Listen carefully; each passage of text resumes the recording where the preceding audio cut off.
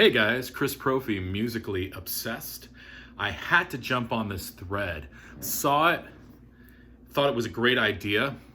This was started by Richard McCook, and he wants us to show 5 of our favorite record producers. So I've got my pen, this is serious. My first record producer I want to talk about is Rick Rubin.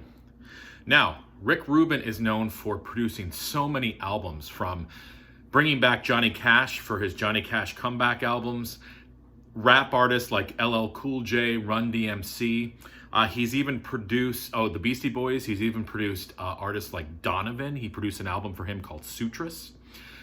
He even produced an album for Neil Diamond called 12 Songs, which was amazing. I told you Beastie Boys, this is their album License to Ill that he produced. He produced albums for Danzig. He produced my favorite Slayer album, South of Heaven. So just an amazing producer, works with just a wide variety of artists. I mean, when you talk about Neil Diamond, Donovan, Slayer, LL Cool J, Beastie Boys, Johnny Cash, I mean, it's like all over the place.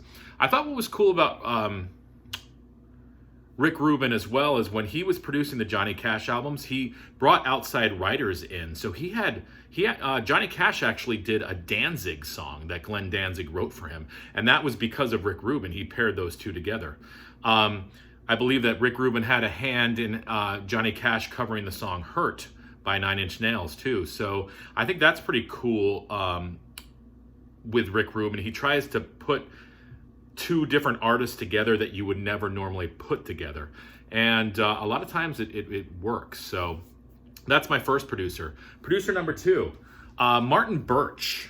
Okay, so many hard rock and heavy metal albums. He's produced Maiden albums, he's produced Rainbow albums, White Snake, Blue Oyster Cult, Deep Purple, just to name a few. I just pulled out a couple. Here's Blue Oyster Cult, Cultosaurus Erectus. This was their 1980 album, produced by Martin Birch. And classic, this is my number 2 favorite album by Iron Maiden, Killers, produced by Martin Birch. Just an amazing producer. You listen to those Maiden albums, they sound amazing. Steve Harris's bass is always just chugging along in the background, and just everything is just mixed and produced perfectly. So Martin Birch, awesome producer. Next, kind of along those lines, Roger Bain. Roger Bain produced albums from bands like Budgie, Black Sabbath, Judas Priest. So along those hard rock, heavy metal lines. Here's Budgie's first album. This came out in 1971, produced by Roger Bain. This is produced by Roger Bain too, Judas Priest, Rock'n'Rolla, but I was just trying to think of where it ranks in my Judas Priest. This goes back and forth for me, number 1, number 2. I love this album. It sounds nothing like the other Judas Priest stuff. I think that's why I like it so much. But Rock'n'Rolla, also produced by Roger Bain. So good stuff. Next producer number 4, Terry Brown. I talked about Terry Brown yesterday when I did a Voivod video. He is most known for producing Rush albums. So, here is Permanent Waves from 1980, produced by Terry Brown. Amazing producer. And he produced Voivod's album Angel Rat. A lot of people don't know that. Angel Rat and Voivod, being the Canadian thrash band, they sound nothing like a thrash band on this album, but it's still got some nice heavy metal hard rock songs on it. So Terry Brown, definitely going to be in that top 5 producers.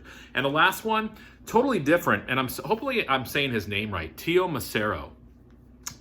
The famous producer who produced many of Miles Davis's albums, such as Big Fun, and of course, Bitches Brew. So the cool thing about Tio Macero too, and I'm not going to pretend to be an expert, but I've read that he spliced pieces of performances together to make a whole performance. So not only was he a producer, but he was also good at musical puzzles, putting together pieces of these jams that Miles Davis did, putting them together to make a longer piece and splicing it together to create something magical for our ears. So Tio Macero, thank you very much. So those are my producers. Number 1, and these aren't in any sort of order, but 1, Rick Rubin, 2, Martin Birch, 3, Roger Bain, 4, Terry Brown, and 5, Tio Macero. So thank you, Richard McCook. If you guys haven't checked his channel out, definitely check him out. And I will try to leave a link below. But listen, enjoy the rest of your day and listen to Miles Davis.